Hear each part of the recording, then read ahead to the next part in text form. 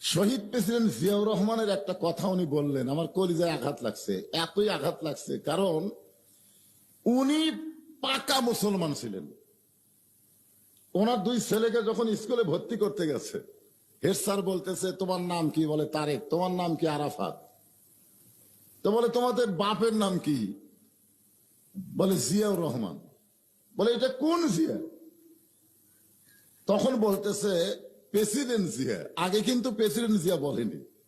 যখন বলেছে এটা কোন জিয়া, তো তোমাদের পরনে যে কাপড় চোপড় দেখতেছি এগুলো তো পুরাতন পুরাতন মনে হয়। তখন দুই ছেলে বলতেছে আমার বাবা যে প্যান্ট শার্ট ব্যবহার করে, ওই প্যান্ট শার্ট যখন পুরাতন হয়ে যায় তখন আমাদেরকে ছোট করে বানায় দেয়। আসলে প্রেসিডেন্ট জিয়া রহমানের চরিত্র হযরত উমর ফারুকের চরিত্রের মতো। ধরে কোন কথা ঠিক কিনা? যারা হজ করেছেন আরাফার ময়দানে গেলে মন না চাইলেও জিয়া রহমানের নাম আপনার মুখে আসবে, কারণ মাথার উপর যত গাছগুলো ছায়া দেয় সমস্ত গাছ লাগাইছেন শহীদ প্রেসিডেন্ট জিয়াউর রহমান। শেখ মুজিবুরকেও হত্যা করছে, একজনও শহীদ কয় না। ধরে কোন কথা ঠিক কিনা? কেউ শহীদ কয়, আর জিয়া রহমানকে কেউ জিয়া রহমান কয় না। বলতে গেলে শহীদ প্রেসিডেন্ট জিয়া রহমান বলে।